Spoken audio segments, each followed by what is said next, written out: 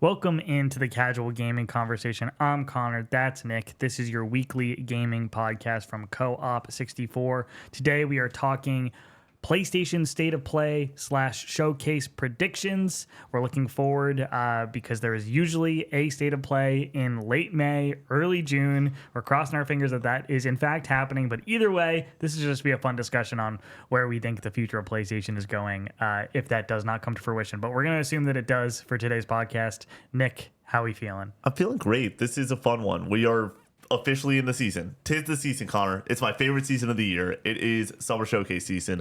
Last year we got State of Play that just so happened to give us Astrobot. So at the end of the day, a lot of excitement in the air, a lot of fun to be had when it comes to Summer Showcase season.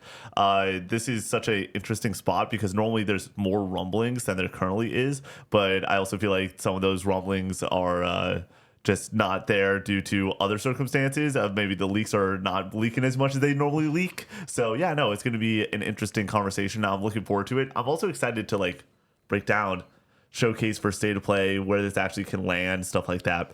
But overall, I'm doing very well. Very fun day yesterday. My body is destroyed. Ran a couple miles for Run Club, then followed it up by playing Spike Ball, and then followed that up with playing a crap ton of volleyball. My arms, Connor, the bumps, my forearms, not made for bumping, Connor. Yeah. They're made for gaming. And we played 5 games to 25, and my arms hurt a lot. And my body, dude, diving on the knees, I was going for it. I was sending it. We did win. Actually, no, we must have played 6 games because it was 2 best 2 out of 3s, and we went the distance both times.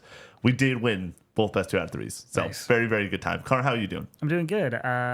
Went to Super Cincy yesterday. Picked up a few games. A few of them on the back wall. Mario Hoops 3-on-3. Metal Gear. Got Tetris. Got Tales of the Abyss on 3DS. A few others. So that was pretty fun. Then went and got some Shake Shack yesterday. You went to the Shack? It's so good. Shake Shack's so good. And then played a crap ton of Death Stranding, and Death Stranding is still fucking amazing. So Nice. It does hit a little bit less hard on second playthrough just because I know everything that's going to happen, and a big part of that experience is the story. So when there's no twist and turn with the story, it's like okay, but it's still just really a cool video game. I'm so excited to play more of it. Yeah. Today's a big day for me. I'm excited for you and Brady to get out of the apartment. We have a short shoot today. Yep. We have this podcast, then we have 1 week of TikToks, and then Brady and I are shooting our part of the betting special. So I'm very excited about that. But then I'm assuming y'all are out of here by noon, maybe? Yeah, something like that, probably. And if that's the case, then I'm feeling great right now. That's the other thing, dude. I've been sleeping so well because I've been real tired recently.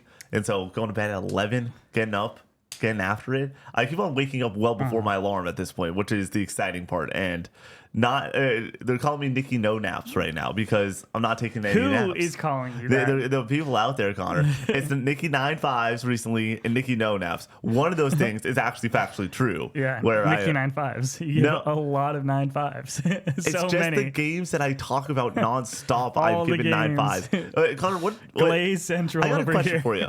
What 3 games? This is also get in the comments. What 3 games do I talk about the most? And what 3 games do you talk about the most? Final Fantasy 7 Rebirth. Yeah, I would say / remake. Does that count? I would say Rebirth, and that is a 9-5 for me. So The Last of Us. really, you think I talked about The Last of Us the second most? Yes. Okay. 100%. And then Forza Horizon 5. I would say that if I Or Hi-Fi Rush. So I was gonna say the games that I like. You definitely talk about The Last of Us more than Hi-Fi Rush. Yeah, I don't know if Hi-Fi is on the list. Okay. Is my thing. I would say the number 1 game that I talk about the most is probably Forza Horizon 5. Yeah. Because I got defended. You're getting cooked in the comments for saying that it should have won Game of the Year in 2022. I think it's a perfectly reasonable statement. It won IGN's Game of the Year, which I know people don't love IGN, but I mean it does lend credence to the idea that like a major it publisher can win a Game of the Year award. I think that is clearly number 1. I would say the remake Rebirth saga, but mainly Rebirth at this point is the other one that I bring up nonstop. And then I could throw out an Undertale. I'm not shutting up about Undertale often. A one recently that I do not shut up about is Metaphor. There's a lot of 9-5s that I don't shut up about. I think I talk about my 9-5s more often than I talk about my 10s. What do I talk the most about? I feel like there's a lot competing for those top 3. I mean, Kingdom Hearts is number 1. Kingdom Hearts is and I would say Kingdom Hearts 1 especially is at that number one spot. And then from there, I don't know. Like, that's why people need to get in the comments. What is Connor yapping up about? Final Fantasy 13, but like I talk about a lot of Final Fantasy just in general. So Rebirth as well. I don't know. Yeah. Let me know in the comments. What are the 3 games that I talk about the most? I'm very curious to see what people say about that, because I feel like I'm pigeonholed, Connor. They're trying to put baby in a box right now. They're doing a pretty good job at it. And then for you, I think that also means that you play a bunch of different games and you do a great job at talking about a bunch of different stuff.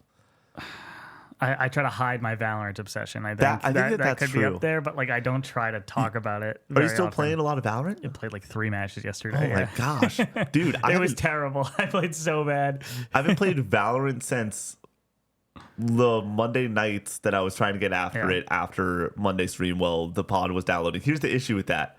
I did shout out the people that it was Lee and Monty in our Discord. Felt so bad because I'm downloading a podcast, so my ping is awful because the frames are going to that and not into the game and everything. And so let's blame that for my poor play. But no, I at a certain point I was like, I don't want to do both at once, and then once one finishes up I just want to go to bed. So yeah. Alrighty, hopping into housekeeping. This show is made possible by our lovely supporters over on Patreon. I just want to take a second and say thank you so much to everybody who supports us over there. It really does mean the world, and seeing that level of support is truly amazing. So we really appreciate you guys helping us out and enjoying the content over exclusively on Patreon. If you support at the lowest tier, you get a bonus episode of the Casual Gaming Conversation every single week. And those episodes include spoiler casts like the Expedition 33 spoiler cast, the Split Fiction and South of Midnight spoiler cast, Avowed. We had a whole discussion on Uncharted 4, so we're doing old games as well over there, and those are exclusively over on Patreon. So if you want to get those, go support at that lowest tier. We are also doing a betting special coming up in the next week, so if you want that, you can get that over on Patreon. If you are like me and are only going to be thinking about SGF season for the next 3 weeks, like that's all you're going to be thinking about, then Patreon is going to be a great place to get some extra content over there, because there's so much of it is about SGF season and stuff like that. And also, I'm not guaranteeing anything, but like there's also us doing SGF content that is on Patreon over there. Not like our overarching coverage, but like I think that last year one of the bonus episodes that we did for one of the quarterly ones that we had to do was just our SGF stories. I could see something like that being a bonus podcast over there. So you also get the Casual Gaming Conversation, the podcast you're listening to right now, and the Casual Gaming News Conversation 3 days early if you support us at that lowest tier. At the $10 tier, you get Recollecting Retro, which we just posted an episode going to Game Cycle and Champion City Games and going over what we picked up.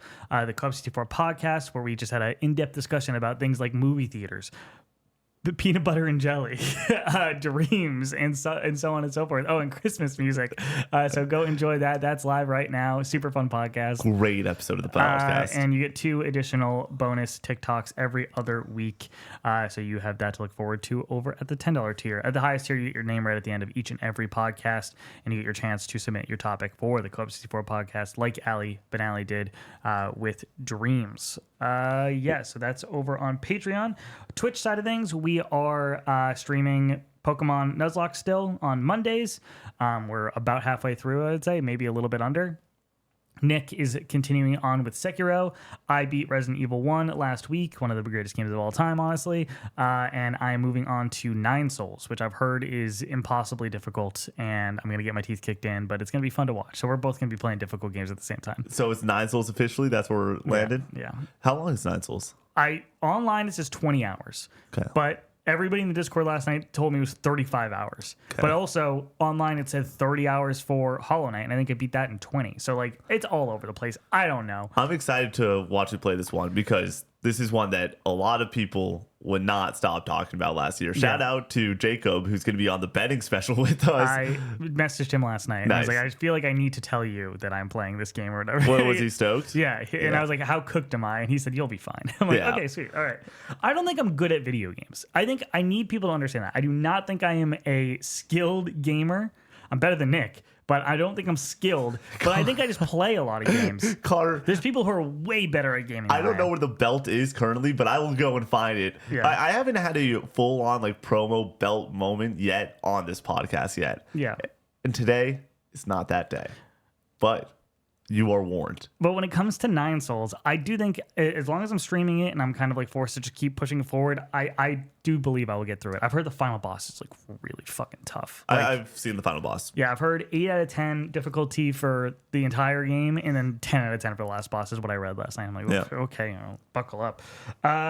Then we don't have any special streams currently. We are currently basically for the next few weeks, it's SGF season. So we're all focused, all hands on deck on creating that content. We'll have reactions and stuff. Yeah. The amount of this is one of those, if you are not in the Discord yet, get in the Discord. And I also think that this is necessary to say there's a lot of people that are not Discord people. And there's also people that are not Patreon people.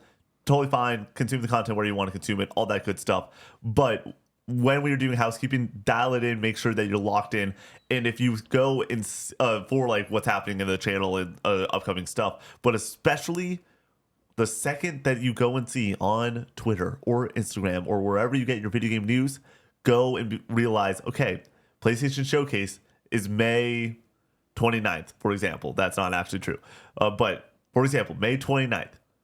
Understand that we will be reacting. There will be somebody on this channel, whether it is the full squad, whether it's just me, whether it's whomever, will be reacting, going absolutely crazy when it comes to the amount of content that we're going to be doing for SGF. And speaking of Discord, you can join up with a community of over 2,500 community members talking about games, playing games together, making friends. A lot of great discussions in there lately. Big backlogged community. We just did the fan list for the community top games over on Backlogged or whatever. Just like everybody submitted their favorite game, and that list did really well on Backlogged. I submitted for top open world games of the community. What do you think I put? For top open world games, My for top Connor. open world game. That's so interesting. Final Fantasy VII Rebirth. Yep, nailed it. Yep. And we all wrote like a little synopsis of why we put it there. So yeah, that's pretty fun. Big backlog community in the Discord. It's taking over. So if you want to join up with that, there you go. It's a link in the bio for the Discord. Merch, we have t-shirts, hoodies, mugs. That's also linked in the bio if you want to support the channel that way. And leave us nice reviews over on Apple Podcast services. It gets the show out to more people, and we would really appreciate it. Alrighty, let's get into the takes. I want you to go first. All right.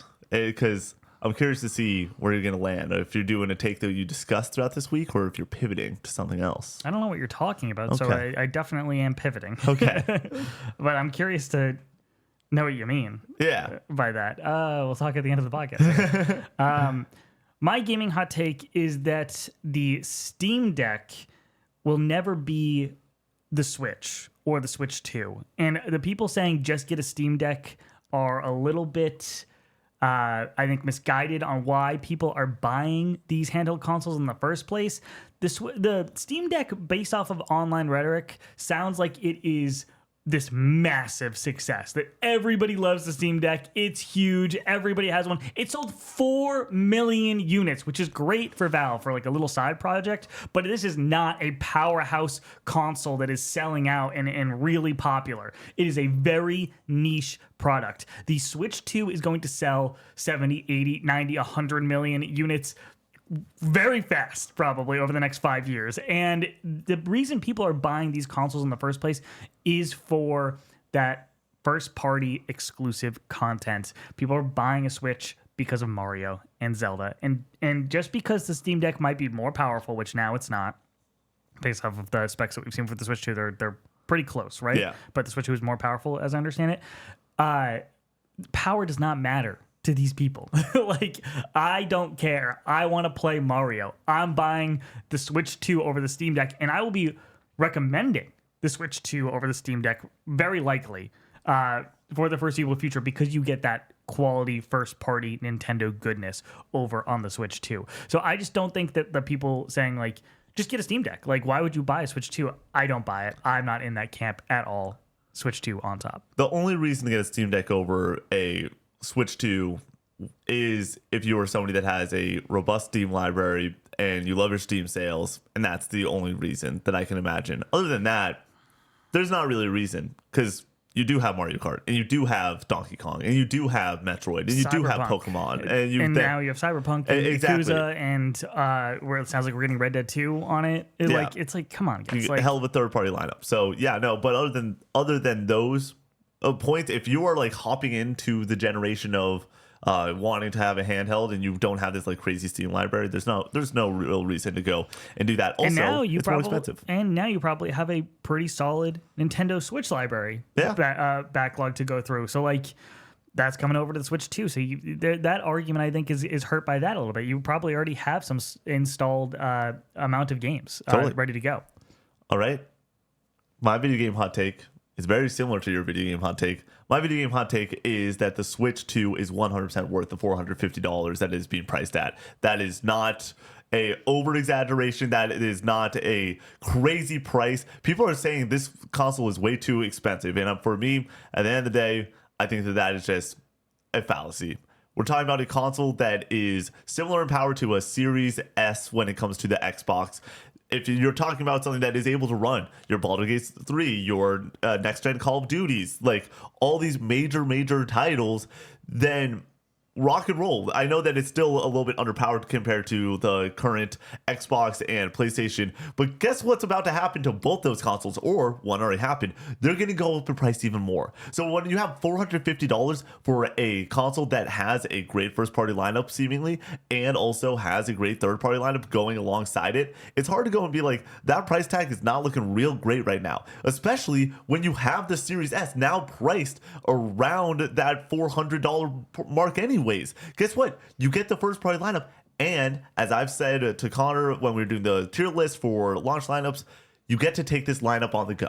You get to have it docked, and where I'm going to play my Switch mostly is docked. That is how I like to play those games. I like my big screen. I want to sit on the couch. I want to spread my Joy-Con super wide and be an absolute maniac. But I also will be able to take those games on the go, like Street Fighter 6, which is a game that I personally am not playing all the time because there's so many things to play when I go and open up my PlayStation 5 library. But getting some games in when I'm waiting to get on an airplane, or I have a quick Uber ride that's 30-40 minutes, I want to go and pull out the Switch 2, that makes a lot of sense for me as somebody that just wants to play some good ass fighting games real fast. So the Switch 2 is totally worth the price point. $450 is actually looking more and more like a great price point for consoles, and for it to be a quote unquote next generation console, $450 is probably the best you're getting nowadays. I think that it is very much worthwhile. Yeah, I have no problem with the price point. I think a lot of people agree that the price point is fair. It's the games that are really kind of crushing us when it comes to the price debate on Nintendo Switch 2. So I think that a lot of people, from what I'm seeing at least, is it's depends on how you're comparing the consoles, because if you're going which one's more powerful, or you're talking a PS4 like the whatever rhetoric you want to use online to go and try to make a point, it is very much dogging on the power compared to what actually is the selling point of the Switch, which is portable Mario. Like that's what we're talking about. Yeah. You get Mario and you can get it on the go. It's like, well, I mean, that's pretty fucking gas, because these games are amazing. Mm-hmm. You want to tee us up for the predictions, Nick? Yeah, I do. And before we even get into the predictions, once again, it's just my favorite time of the year. I'm so excited to get to do these episodes with you. It's so much fun. It's literally these podcasts are the ones that I look forward to the most by quite a bit. And shooting a podcast with you is already my favorite content to produce. So I'm very, very much looking forward to this episode. With that being said, we are doing PlayStation State of Play / Showcase predictions. As always with our predictions episodes, when it's Connor and myself, we come in with a lock, a lengthy, and a long shot. The lock is our locked and loaded, guaranteed 100%. We think it's going to hit prediction. Our lengthy is a prediction with multiple caveats. It is, this game is going to show up now. This is when it's going to come out. This is how long the trailer is going to be. All those details, the nitty gritty that you know and love. And then the long shot is our Hail Mary prediction. This is where we pull out all the stops and we say some crazy shit. It's amazing. But for this episode, it's very interesting, because not only do we not have a lot of rumblings of leaks going into this State of Play showcase season, the last rumbling that we heard was it could be a state of play or it could be a showcase. And that was Jeff Grubb a couple months ago, just leaking the fact that the conversation internally with Sony was what's their summer showcase going to be? They don't know.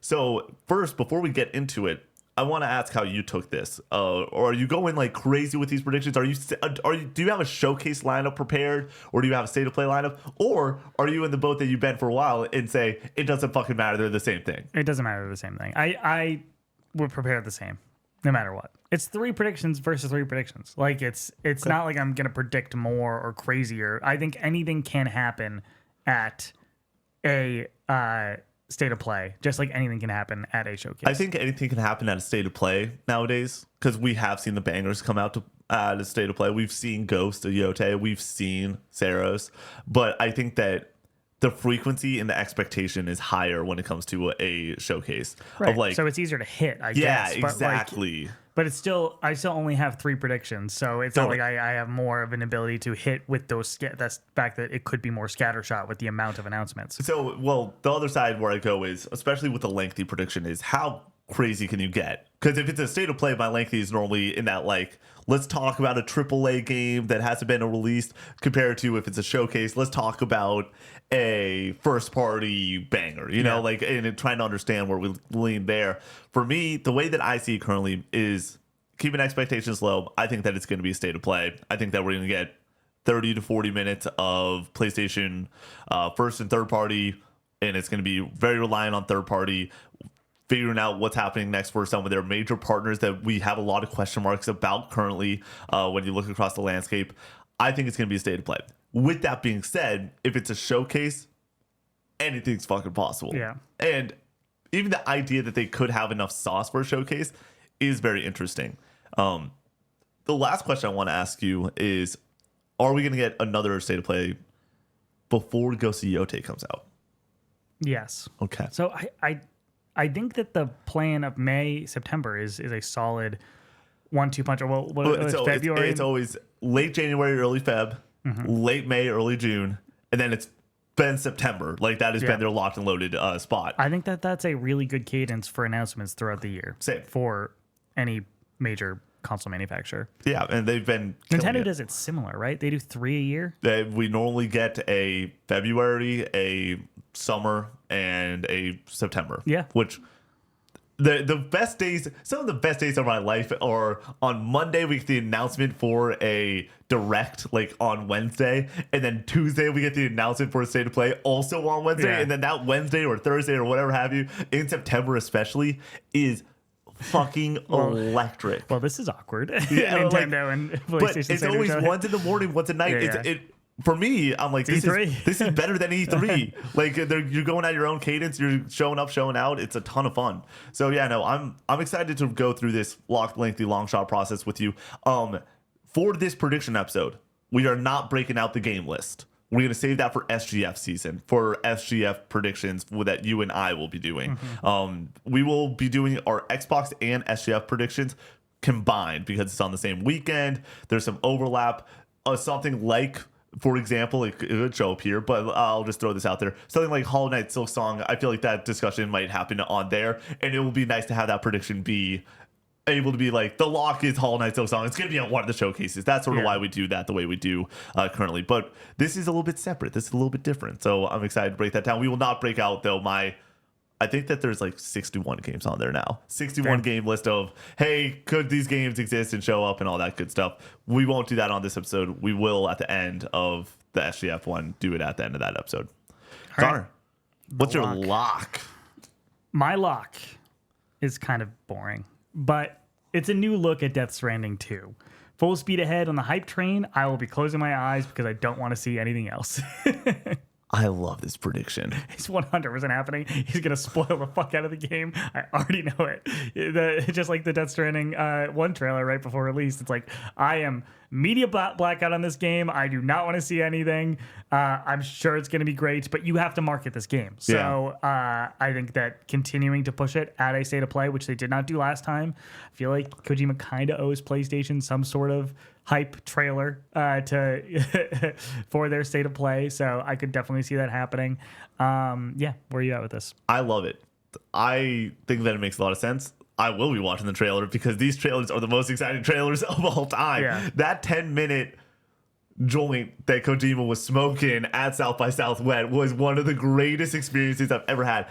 I don't have a lot of regrets in my life, Connor. I really don't. I got a couple. I think everyone should and does. But maybe one of the biggest ones for me ever is not sitting my ass down and reacting to that 10-minute trailer. Yeah. Like, what an all-time, what an amazing moment. What are you even supposed to say to that trailer, though? Like, it's so confusing in the best way possible. You're know what supposed I mean? to just let your jaw go slack for 10 straight minutes, Yeah. Connor, and be dumbfounded at all of the madness. They tease Metal Gear, they don't, but they do. Yeah. They tease Metal Gear in that trailer in such a clear and distinct way that I'm like, Kojima, you know what you're doing to the people, dude. And I bet Kojima is there, editing this trailer and then just being flipping the bird every once in a while and just being like, this shit's fucking gas, dude.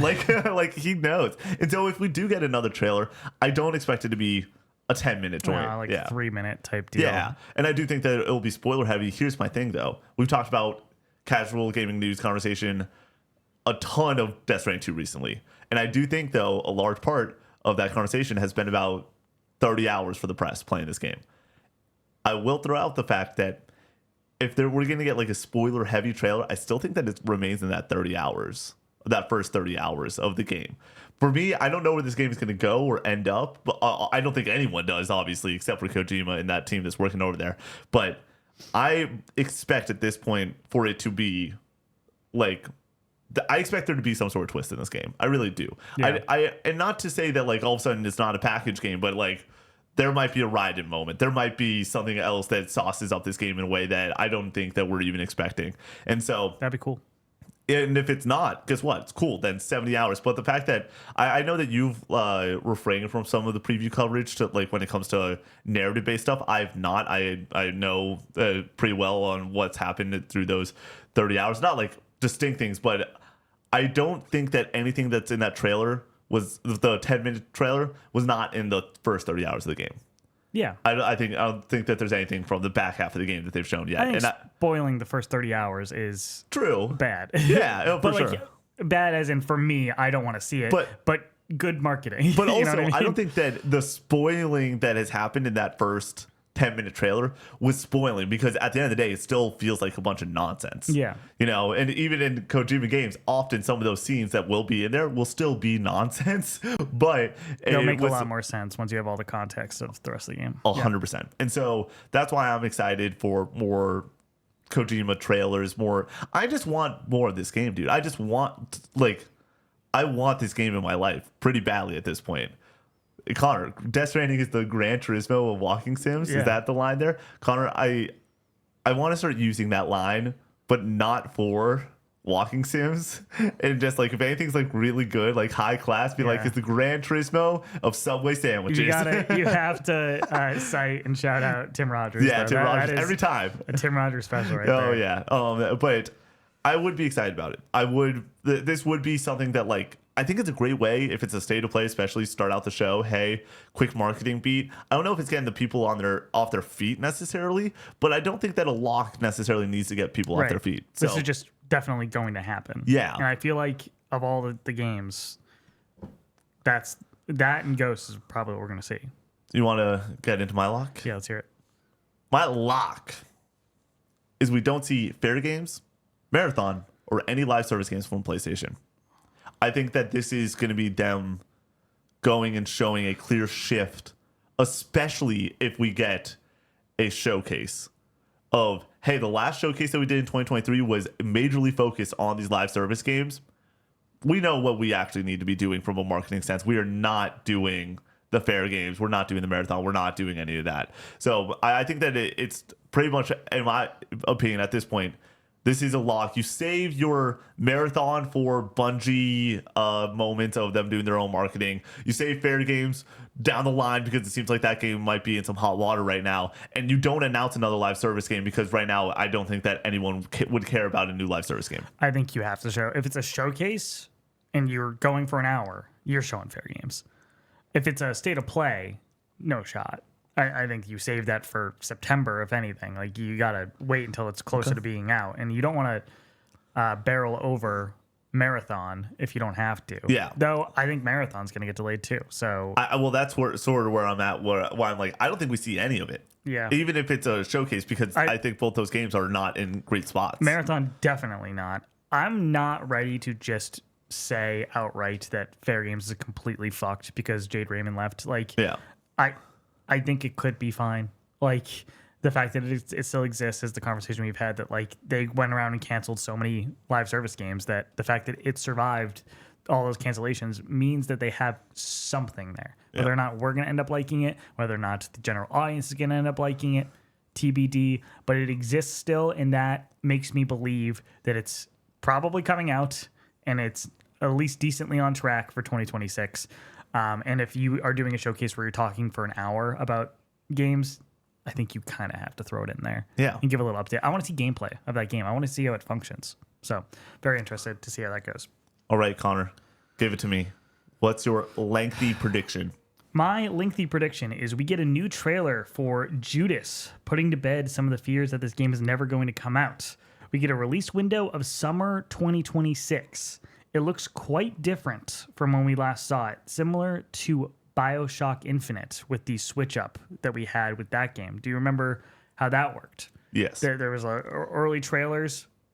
It still has Elizabeth and Booker in it, but like it has like a different kind of like style. It's a lot darker. I was about to say it's darker by like quite a bit. Yeah, and it does not look like how the end product ended up looking. Seemed like Elizabeth was a lot more involved than she was in the end game in Infinite.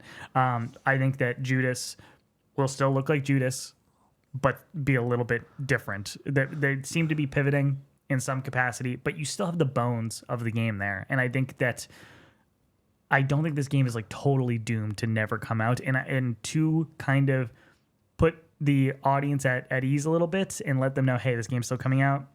Here's some gameplay for it. Look forward to it in 2026. I think we see it. Connor, you want to know what you just reminded me of very, very well? By the way, great prediction. There was a time where I was living at home. It's 2022. Just turned 21, working an internship. And we're reacting to some showcases. And we reacted to a PlayStation State of Play that is, in my opinion, better than the 2023 showcase by quite a bit and better than last year's State of Play. And it's because it closed out with Creative Business Unit 3 stepping up to the plate, going all in on Final Fantasy 16. And it started out with the director of that game like sitting down and being like, hey, here we go. Here's the trailer. And then it popped up, summer of 2023. That description, let's just run back the exact same play. Let's put Ken Levine in front of a camera and be like, what's up? I'm Ken Levine. Trailer. And I could see it. And I think that honestly, if it is a State of Play, it could close the showcase. If it is a showcase, it could be just somewhere in the middle there of being like, hey, no, like, you said it very well. Like, this would quell the fears of this game being totally effed right now. Because guess what? Jeff Keighley at the end of the day played 4 hours of this game in like 2023. Yeah, like or 2024. It's playable, and even if they are pivoting to changing certain aspects of the game, I think that the core must still be there. So I don't think it's like we're starting from scratch. It's 4 years away now. I think it's like, okay, you delay the game a year probably.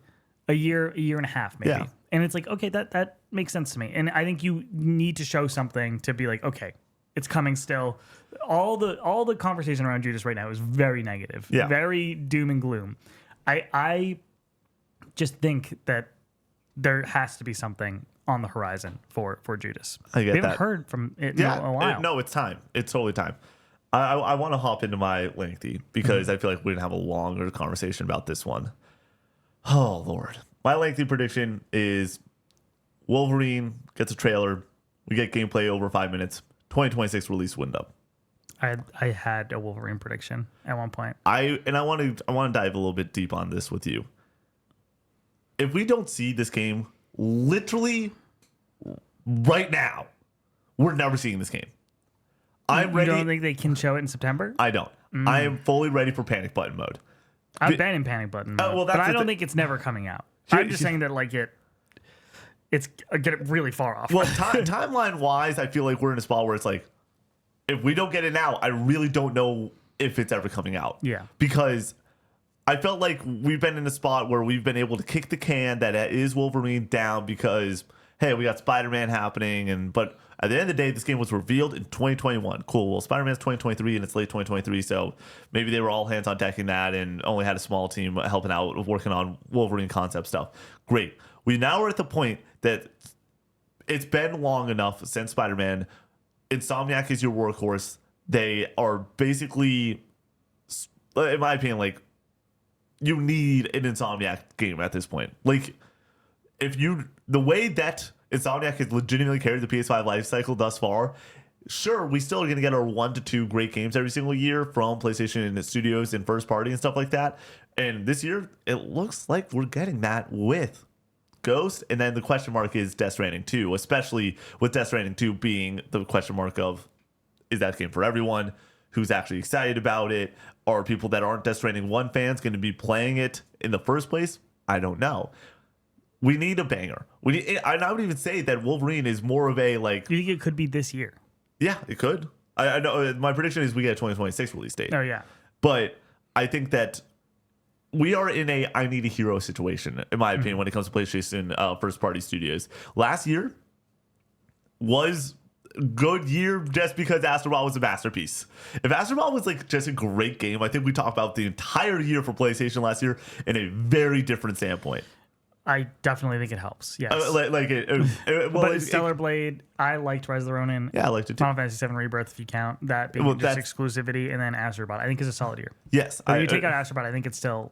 And you spread those 3 out, not yeah. That's what I'm saying. I think it's a little bit better. But then you also have the Concord discussion in there and everything. Yes. It's like, yeah, that's bad. It's tough to like. We had the biggest fire of all time in PlayStation, maybe, especially modern PlayStation, and it really did get extinguished by Astrobot being the game of the year. Like I feel like those two things balanced out in such a way that made it okay compared to if that was not the case and Astrobot was just greater.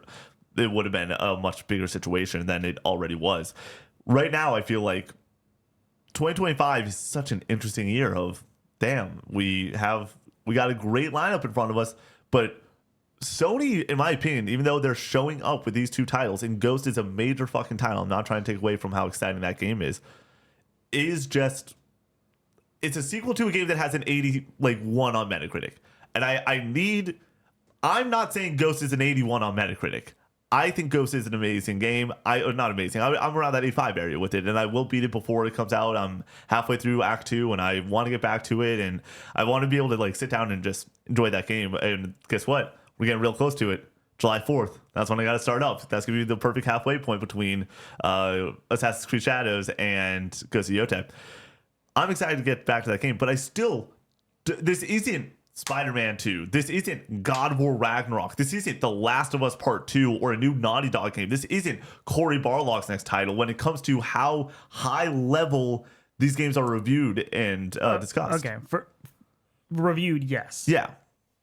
In your opinion, not on those levels like of quality when it comes to Ghost and those. I think the general sentiment around Ghost of Tsushima is that it is on the level of God of War.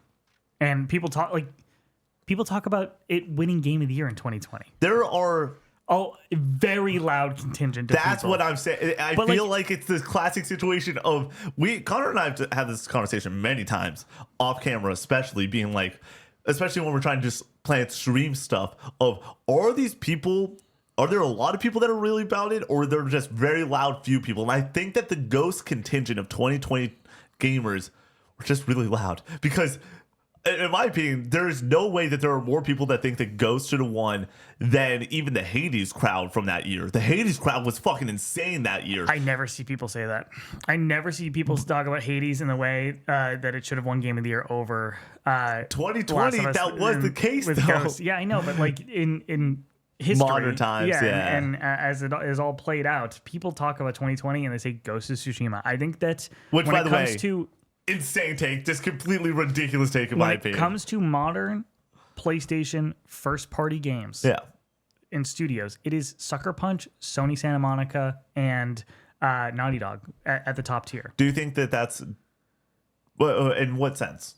In quality. Okay. I think then you go down one level and you have like Insomniac, who makes great games in my opinion, but I do not think they hit the same highs as something like a God of War 2018 or a The Last of Us Part 2 or Ghost of Tsushima. I think Insomniac is just a way better studio than Sucker Punch at this point. I don't and the biggest reason is they release more titles. I think that they're similar quality, but they also release more. I don't think that. I'm trying to think. Insomniac's history, Infamous. We have.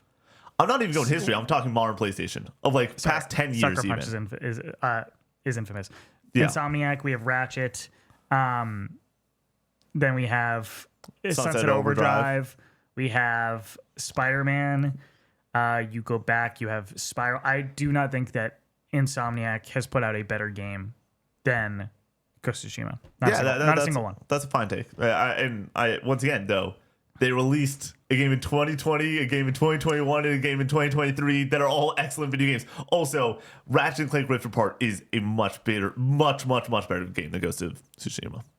Okay. My video game hunt. All right, that's gonna be a crazy one. But why would you use that argument for Sucker Punch for the length of time that they take to make a game, but you wouldn't use it for Sony Santa Monica or Naughty Dog? Because Naughty Dog are just so high quality. Yeah, they make tens. Yeah. And the conversation is, in my opinion, there are Sony Santa Monica and Naughty Dog are in a tier of their own, and it's not even close.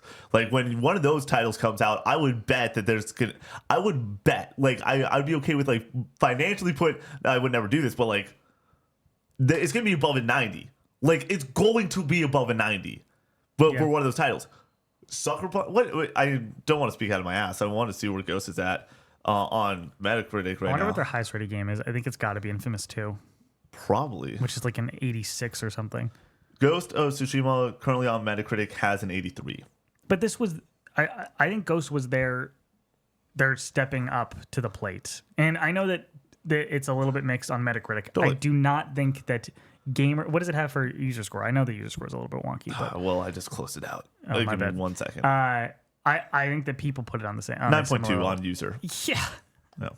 That's insane. I mean, I usually don't use the user score, but it's at least some credence to the idea that the general public feels this way. The general public loved it, and that's awesome, great. And once again, I'm saying that Ghost is a great game. Yeah. I think that it's great. It's just they just don't release as many titles. All right, let's go back to Insomniac. Yeah, what we were talking. But I think that right now they don't, from a sales and from a general perception, they need a game to come in here and be the heavy seller holiday game. And I think that Ghost is that.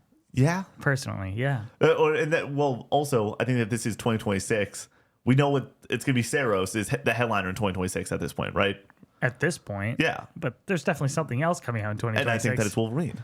Sure. Yeah. And so that's where I think that we're sort of lining up right now. And I think we need to see it now. I'm just saying we don't need another game in 2025. I don't think it's necessary. I think that it would be nice. I would prefer to have another major. Well, we also have Marathon if that actually hits. But I know that that's not what people want. Well, but it is another Sony first party game. My big fear for PlayStation at this point is not a actually partially it's a quality issue. I'm nervous that I think that everyone's still on edge of what's Sony first party. Where are the home runs that we got in that PS4 generation? And it's been a while since we've had that cadence. And I'm okay with not having the cadence. Trust me, I'm fine with not having banger after banger after banger. As long as we're getting, in my opinion, you need two. You need 2 a year, and then you're good to go. Of really 8.7s out of 10s. Not just that 8.5 area. This game's really For me, Stellar Blade is a great game. Easy to recommend. But I'm not being go buy a PS5 to get Stellar Blade. Yeah. I want 1 to 2 console seller reasons to go and get out there. The main question on this year, the number one question for everyone is, for PlayStation's first party portfolio, is where is Death Stranding 2 going to go and line up when it comes to sales? And also, where is it going to come down for general fan reception? I think it's going to do immensely well with critics. We have a donut bet on it already. 91 plus, but I'm curious to see where it actually lands amongst fan reception. Ghost is, dude, Ghost is the easiest triple of all time. It's going to sell well. It's going to be critically received pretty well, and it's going to be the fans are going to receive it in a great way. But I don't think that it still doesn't have the market pull that a Wolverine does. I can't believe that Ghost of Tsushima has an 83 on Metacritic. Yeah, that is blasphemous. All right, last prediction here. Yep. My long shot is that Guerrilla Games shows the first teaser for Horizon 3. No release window, no additional information, just a cinematic, a title, and a cut to black. I'm not even a Horizon fan. I just got chills. It's just like the Horizon 2 reveal, or whatever, where they showed a trailer, like a quick trailer, and then it cuts to like the Guerrilla logo, and then that's it. The Horizon 2 first trailer? Or am I... we had Aloy on the beach. Yeah, it's a cinematic. Okay, so you're saying like something like that. Yeah. Okay, cool. Because I felt like that was a little bit of a longer than just a quick. It is a cinematic. I was You were thinking wrong. just like a title I was card thinking type just deal. title card when it was your prediction. Yeah, especially if this is a showcase, there will be some sort of clinch at the end that is like the next banger. February 2022. This game's been out for a long time now. Like over 3 years into development, probably. Then they did have the DLC though for it. But that aside, I think that you show the trailer now, and then you show gameplay in midway through 2026. Game comes out early 2027. Yeah, I think that would make a ton of sense. Yeah. Like we're in a really interesting spot where everyone from the phase one of the PlayStation lifecycle is getting back up to bat, especially when it comes to marketing. I think they have a shot to get back up to bat. Yeah. And I think that's the only reason I feel some confidence that Guerrilla can get back up there is because they're doing the same thing again. Yeah. They were definitely getting Horizon 3. And I think that if you're just building off of the foundation that you had with Horizon Forbidden West, I think it's reasonable to say that, like, okay, it's a quicker turnaround than just starting from complete scratch and making something new. Totally. Which I think that Sony Santa Monica could be making something completely new. Well, whatever Cory Barlog's doing is Yes, but that's probably been in new. development for a minute. Right? I mean, my long shot is Cory Barlog game gets revealed, and it is like quick cinematic, less than 30 seconds. We're in space, we're in a forest. It is the setting, a character, title card, direct. I think honestly, if you want to get crazy with it, I feel like they don't do this too often. Directed by Cory Barlog, it's so put that out there. I think that is probably going to be the biggest sell for the game, other than Sony Santa Monica having their name on it, just being like from the creator of God of War 2018 or whatever. I think that would be, dude. Oh my big. gosh, Yeah. they should be, in my opinion, at this point. Are they ahead of everyone? Like, is this game's development ahead of everyone else when it comes to known quantities? It very well could be. It really depends on how Sony Santa Monica is structured and how much of their team was working on it while Ragnarok was finishing up. Totally. But I'm not saying that this game was in full production, but even if it had more of an incubation than, because Barlog's been really working on this probably since 2019, 2020. I assume that normally game developers take some time after they release a title and stuff like that, but then you get on to the next thing. Yeah. And if he's been directing and writing and producing this since 2019, 2020, it's all right, it's 2025. I'm not saying the game's coming out this year. Mm-hmm. I would say probably 2027, but if we're talking about a 5-year dev cycle for a major first party title at this point feels insane. The bare minimum. Yeah, it feels like that's the bare minimum is a great way to say it. But when you have the pieces in place that we know about currently, which is the director was not working on the previous game, and now it's 5 years, it's 7 years currently since this director's last title. This is a game that's probably coming out, I would assume, 2027. Mm-hmm. If it's a showcase, there's no bigger. I think that there's no bigger game other than Intergalactic that they have in their portfolio, and it goes back to the fact that Sony Santa Monica and Naughty Dog are the two studios from them that make the 9.4s, 9.5s, 9.6s, 9.7s. The only bigger game that they have in their portfolio when it comes to something that will sell like a shit ton is Spider-Man 3. That's true. But Yeah, that's a great point. Further off. That's the hard part where it's like, yes, sales, Spider-Man 3, but critically acclaimed. I mean, at the end of the day, it's a 91 or 2 on Metacritic for Spider-Man 2. It sold immensely well. So it was fun to go in. I was out last night with my old youth leader, and he got me into like N64 games and stuff like that, and talking about Spider-Man 2. He's playing it right now, and he's just like, dude, this game's fucking amazing. This game's fucking awesome. I love Spider-Man 2. But I want to hop into an overarching discussion with our long shots real quick. Of right now, are those both only showcase moments, or could they both be at a summer state of play to close out a summer state of play? They can both be at a state of play. Okay. But that's just because of my perspective on the state of play versus showcase, that the line is so blurred now that I believe that anything can happen. The reason that I'm going to say I don't think that either of these can necessarily be at a state of play isn't the fact that not anything is possible. It is more the timeline and what those trailers are. Yeah. Like, have we seen at a state of play the cinematic 2 years later yet? No, but like, just look at Saros. You get the cinematic 2026, and that's it.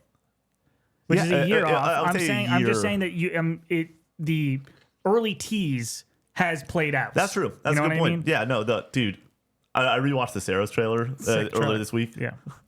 Ron, get back to Returnal. I'm so bad at Returnal, though. I'm so bad, and I keep playing the first few rooms over and over again. Maybe you should stream Returnal.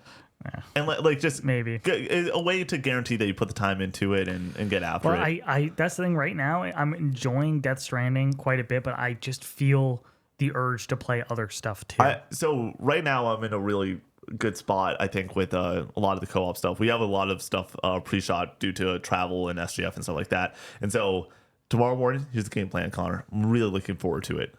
Wake up, post 9 a.m., immediately hit the gym, be back by 10:30, iced coffee, and playing a shit ton of Death Stranding, dude. And I'm going to play so much Death Stranding tomorrow. I'm looking forward to it.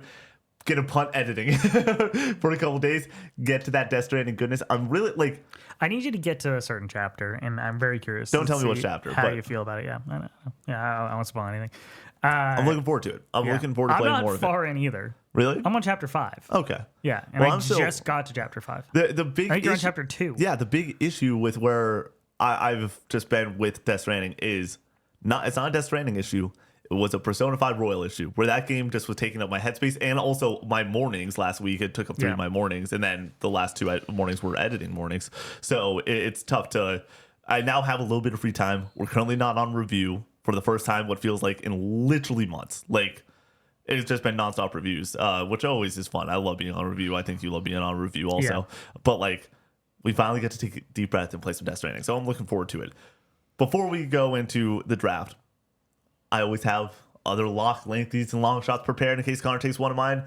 My other lock was we get a Square Enix game. I feel like it was too much of like a weenie hut prediction to like throw out there, because I didn't want to like, if you had some other Square stuff, I didn't want to like steal from you by any means. But what the fuck is Square doing right now? Reloading.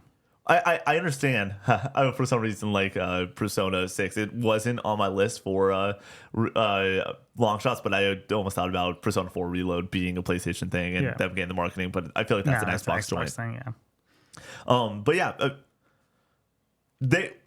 we can get something that is not FF7 remake, FF9 remake, or Kingdom Hearts 4. I feel like when we talk predictions, those 3 games come up all the time, but we can get other things. But it's going to be something small, like something smaller at the apex of what you could possibly see at this point from Square Enix. There's the Final Fantasy Tactics remake rumor going around, but I would say something like Octopath Traveler, like a new Octopath game or something in that HD 2D art style that's fresh and new, I think is possible. But like, that's the kind of level of announcement for a 2025 game that we're looking at for Square Enix based off of what they said in their financial call. Yeah, and I'd be down for that, especially if we could get Octopath 3. Great. Awesome. When did Octopath 2 come out? 2022. Okay, yeah, it's been a minute. Yeah. It came out February of 2022. What a month of gaming February of 2022 was. And then Octopath 1 came out in 2018 or 19. Yeah, because it got announced in 17, but then didn't come out for a long time. It came out in 18. 18? I'm almost positive. I can check this real quick. Actually, no, you go and check it. I'll pull up my next lengthy prediction, which was we get a tease for KOTOR remake. No date again, but it confirms that it is still breathing. Like, this is we are poking KOTOR with a stick to make sure that it is not dead. Like, that is where that remake seems to persist. I think that it's still happening. There's a team working on it. There are people getting paid currently to work on KOTOR remake. Yeah. It was 2018, by the way. Yeah, great. Yeah, that's not happening. But I don't. And this is also why I didn't. I feel like all three of my predictions could happen in a state of play. KOTOR remake feels like a showcase thing by like quite a bit at this point. Like, if it's not a showcase thing, it's Keighley Game Awards, one of those. Mm-hmm. And so, but if it is a showcase, I could see it there.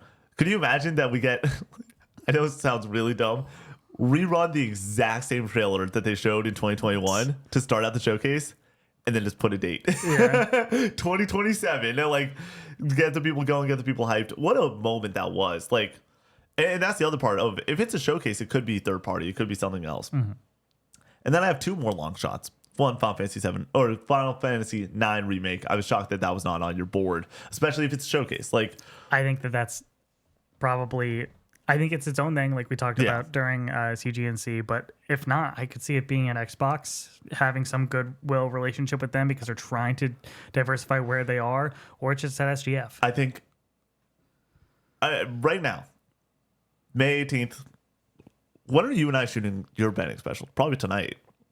Yeah, so before Wednesday, that's all I know. But does Keighley, this is something that I should know, and I feel like I don't. Keighley sets expectations before SGF, but he doesn't do the teases like he does with Game Awards, right? Or no, he does, because we knew Ed Boon was going to be there in 23 and stuff like that. So currently, the reason I bring it up, there's no teases. We don't know anything. Do you think that we're going to get a good SGF? No, I think it'll be on the same level as last year. Yeah, I think so too. Yeah. And if that's the case, then they went bananas at Game Awards. That it's just like, what are you going to show? That's the other part where it's like, we need to remember that Keighley Claus is Keighley Claus at this point. He's showing up for the Game Awards. He's showing up when he has an audience of 110 million people. And that's also the developer's choice to be like, I want more people to see this thing or whatever. So why would I put it at SGF when I can put it at the Game Awards? And I think SGF relies on one or two major announcements. I'm really excited for the betting special we have because the lineup that I gave us was very much like reasonable. Like I felt like there's games on there, for example, like Hades 2. That's like, okay, like that game, we're just waiting on a release date. It would be exciting, but it's not going to be this holy fuck moment where it's so tough because also, like you said, there's going to be a developer that's like, I want to get in the show with all the eyes, or you could dominate the fucking moment if you close out or open up a showcase. And I think that's why PlayStation with Lego's Horizon was like, let's save that for Keighley because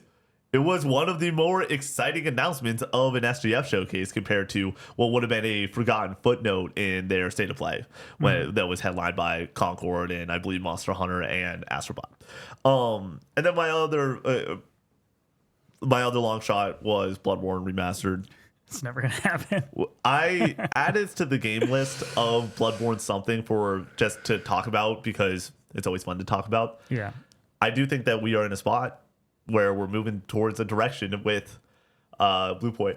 One sec. Can you go? But are we never getting this, for example? No, I don't think so. Yeah. I think we're probably... I think it's just a Miyazaki thing that is preventing it from happening, and I totally respect that. So I'm at the point when it comes to Miyazaki and From where anything's possible. Yeah. Like, dude, we're getting 3 straight years of From Software content. Major From Software content. Like between Erdtree and the Dustbloods and this year being Night Rain. Also, I just keep on bringing it up. Night Rain, it feels like the smallest footnote right now when it comes to all this stuff. And it's like, I cannot fucking wait for that game. I'm going to play it with you and Brady and Matt. And it's going to be a great ass time. Really looking forward to it. All right, but those were everything that I had. You want to hop into the draft? Yeah, let me make sure I have. Are you gonna intro it? I'll do like a full intro thing for the Cool. TikTok because we're gonna have to go over all the games as well. So I'll say that like they can pause it or whatever. Yeah. And okay. All right. Do you want the first pick? Yes. Today, we are drafting PlayStation 2 games, round 2. We have already done this draft once with me, Nick, and Brady. So 15 games off the board. You cannot pick these 15 games. If you want to pause the screen here, you can see the 15 games that were previously drafted. Give you a few seconds for that. If you're listening on the podcast, those games were Shadow of the Colossus, Kingdom Hearts 2, GTA Vice City, Ratchet & Clank Up Your Arsenal, Dark Cloud 2, Metal Gear Solid 3, Silent Hill 2, Metal Gear Solid 2, Final Fantasy X, Resident Evil 4, GTA San Andreas, God of War, Tony Hawk's Underground, Rock Band, and I'm missing one of them. Kingdom Hearts. And Kingdom Hearts. Thank you. Yeah, I nailed it. So no ability to pick those ones.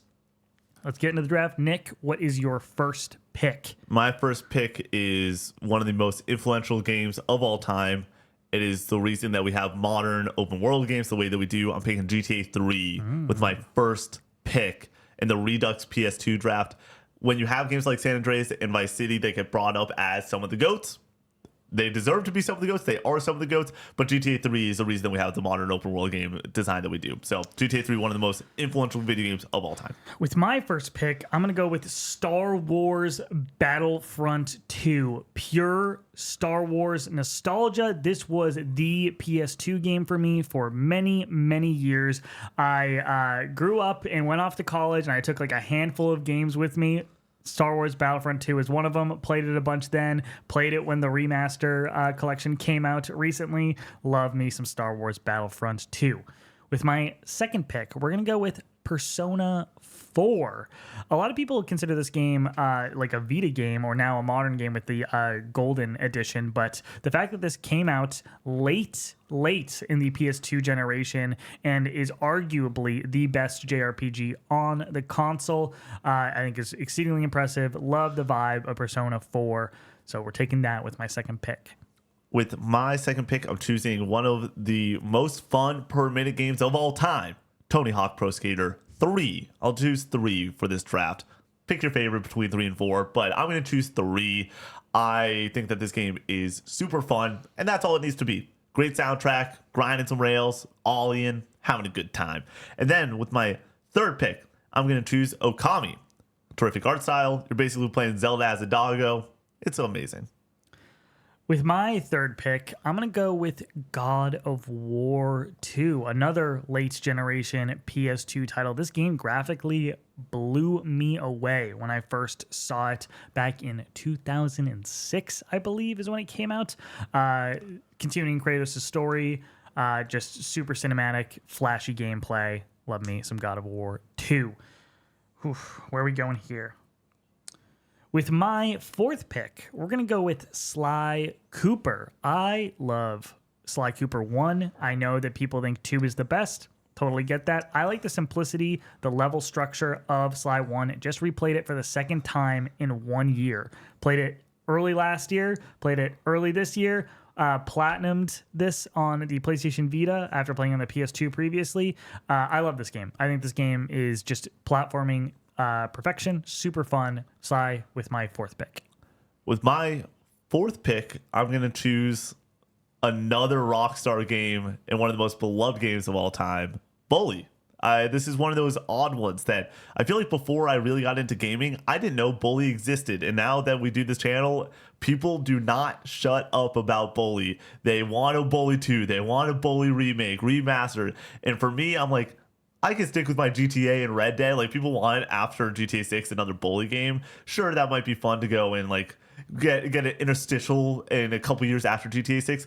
But for me, I'll just stick with my PS2 Bully and have a good time with it. And then with my final pick, give me Soul Calibur 2. I got to get some fighting game love on here. Soul Calibur 2, in any iteration, it's a great time. I cannot wait to absolutely smoke Connor and Brady in some Soul Calibur 2 on the Switch 2 due to the GameCube NSO coming over there. But it's also a good time to play on the PS2. With my final pick, I'm going to go with my heart here, and I'm going to pick Ratchet Deadlocked. I know that this is probably not the Ratchet game that people go to. It's probably the fourth favorite on the console. This was my favorite. Up there with Up Your Arsenal. I thought like the more like badass tone of it really worked for me as a like 14-year-old kid or whatever. 13. I would say like 11, dude. This game came out like shit, 06? Really? Okay. Yeah. Really? Yeah. I mean, it's. But we played it. We were playing PS2 until 2009.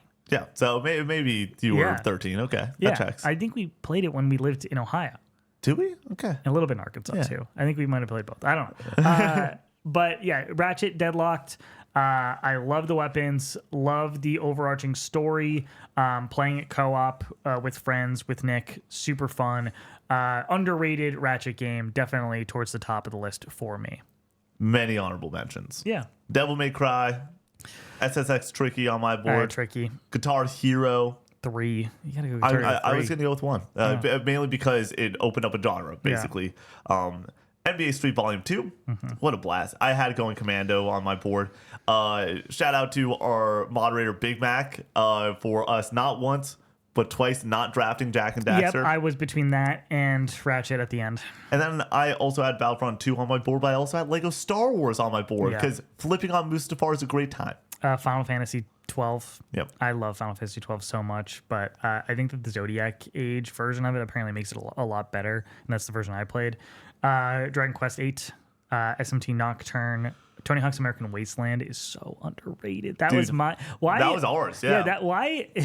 Our Ratchet was Deadlocked. Yep. Our Tony Hawk was American Wasteland. What was wrong with us? You want to know what it is? It means that nostalgia is a hell of a drug because we can love worse versions of games more than other ones, and we understand that there's some bias there. And of course, I got to give a shout out to Gitaru, man. But I was trying to win the draft, so I couldn't draft it. Well, we got round 3 happening in 2 years, so get excited about that. Alrighty, thank you so much for watching this episode of the Casual Gaming Conversation. Really appreciate the support. The names for the people at the highest tier get read at the end of each and every podcast.